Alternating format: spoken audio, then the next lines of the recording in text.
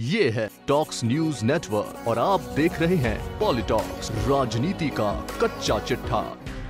नरेंद्र मोदी के प्रधानमंत्री और अमित शाह के भाजपा अध्यक्ष बनने के बाद ये माना जाता है कि इन दोनों की मर्जी के बिना पार्टी में पत्ता भी नहीं हिलता। इस जोड़ी का कहा पार्टी के भीतर पत्थर की लकीर की तरह है, जिससे दाएं बाएं होने की हिम्मत करना तो दूर, भाजपा का कोई नेता इस बारे में सोचता तक नहीं है। भाजपा में मोदी शाह के इस वर्चस्व को यदि किसी ने तोड़ा है तो वे वसुंधरा राजे हैं। उन्होंने न केवल इस जोड़ी को चुनौती दी है, बल्कि 3 बार घुटने टेकने के लिए मजबूर भी कर दिया।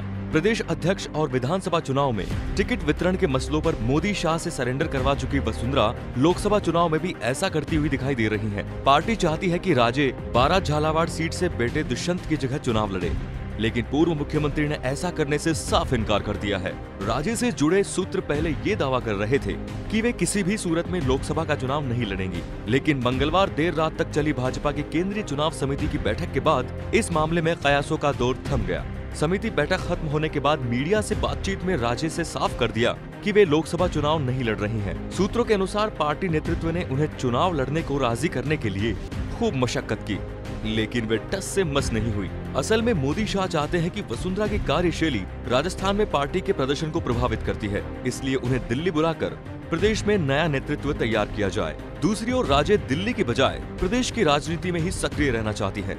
असल में उन्हें ये भरोसा है कि 2023 के विधानसभा चुनाव में भी सत्ता की अदला बदली का क्रम जारी रहेगा और भाजपा की सरकार बनेगी। उस समय राजे राज्य की राजनीति में सक्रिय नहीं रही तो उनका मुख्यमंत्री बनना आसान नहीं होगा। यही नहीं, उनके 12 झालावाड़ सीट से चुनाव लड़ने की स्थिति में बेटे दुष्यंत का सियासी भविष्य भी अधर-झूल में हो जाएगा। गौरतलब है कि दुष्यंत इस सीट से लगातार 3 बार चुनाव जीत चुके हैं। सूत्रों की माने तो पार्टी नेतृत्व ने वसुंधरा को किसी दूसरी सीट से चुनाव लड़ने का प्रस्ताव भी दिया था, लेकिन उन्होंने इसे ठुकरा दिया। दरअसल दुष्यंत सिंह 3 बार सांसद तो रह चुके हैं, पर उनका चुनावी प्रबंध अभी भी राजे ही संभालती हैं।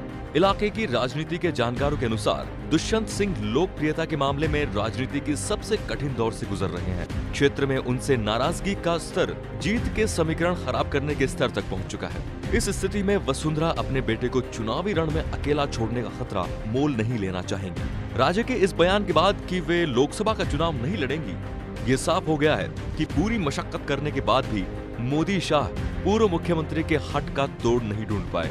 ये लगातार तीसरा मौका है जब अमित शाह को वसुंधरा राजे की हट के सामने सरेंडर करना पड़ा। इससे पहले प्रदेशाध्यक्ष के मामले में उन्हें सूबे की मुख्यमंत्री के आगे झुकना पड़ा था। गौरतलब है कि पिछले साल फरवरी में 2 लोकसभा और 1 विधानसभा सीट के लिए हुए उपचुनाव में भाजपा की करारी हार के बाद केंद्रीय नेतृत्व ने वसुंधरा के यस मैन माने जाने वाले अशोक परनामी से 16 अप्रैल को इस्तीफा लिया था। अमित शाह राजस्थान में पार्टी की कमान केंद्रीय कृषि राज्य मंत्री गजेंद्र सिंह शेखावत के हाथों में सौंपना चाहते थे। प्रधानमंत्री नरेंद्र मोदी और राष्ट्रीय स्वयंसेवक संघ भी शेखावत को प्रदेशाध्यक्ष बनाना चाहते थे, लेकिन वसुंधरा राजे ने इस पर सहमति व्यक्त नहीं की। पार्टी के केंद्रीय नेतृत्व ने राजे को राजी करने के लिए सभी जतन किए, लेकिन वे टस से मस नहीं हुई।